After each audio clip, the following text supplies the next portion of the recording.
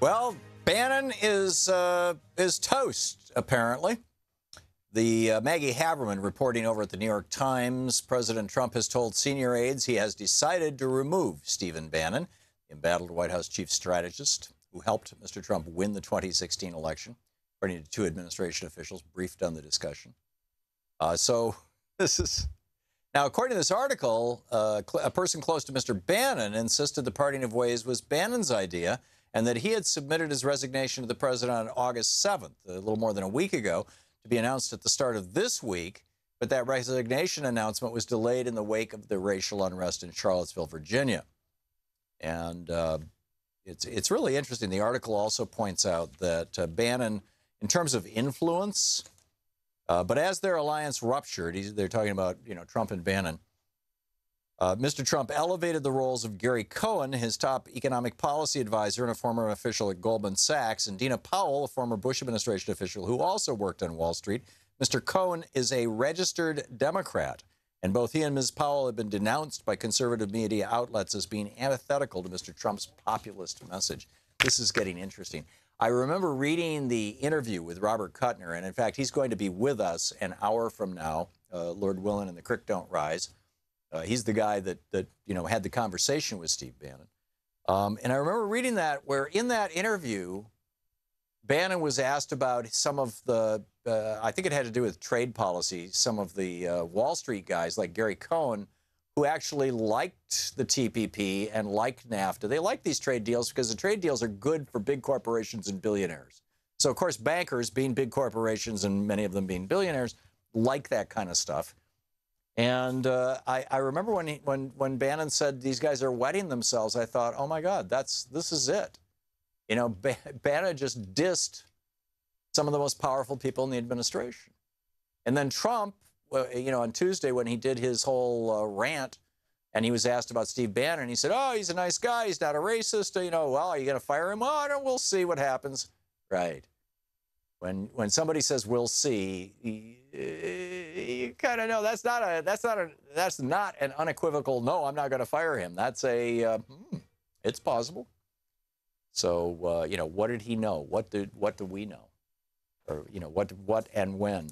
So anyhow, that's interesting. Here's another one. This is kind of in the category of wildly underreported news.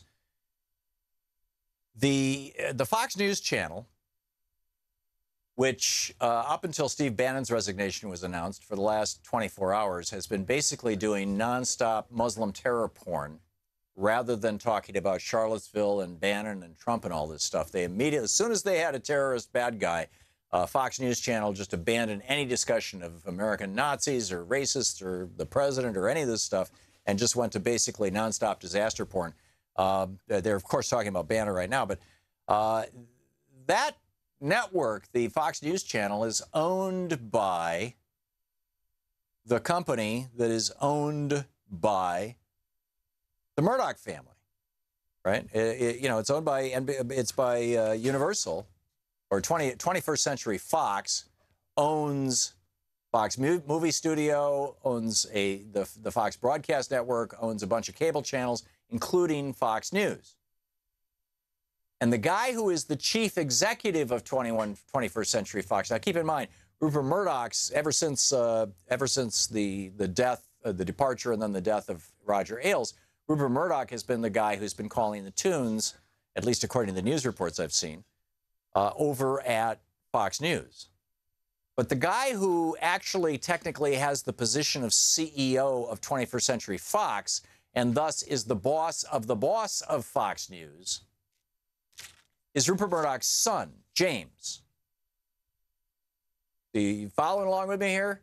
James Murdoch is actually the guy whose name is on the door, right? Who technically is the guy in charge of the company that's in charge of Fox News, even though his daddy is, stirring the pot there. James Murdoch just sent an email to some of the very fine folks at Fox News. And in the email, he said, and I quote, What we watched this last week in Charlottesville and the reaction to it by the President of the United States concern all of us as Americans and free people. I can't even believe I have to write this. Standing up to Nazis is essential. There are no good Nazis or Klansmen or terrorists. Democrats, Republicans, and others must all agree on this, and it compromises nothing for them to do so. And then James Murdoch, son of Rupert, and his wife Catherine pledged $1 million to the Anti-Defamation League. And in this email, encouraged friends and colleagues to give what you think is right. So how long will Fox News continue to be the propaganda channel for the fascist right in the United States, for the America-hating right in the United States? How long is that going to be the case?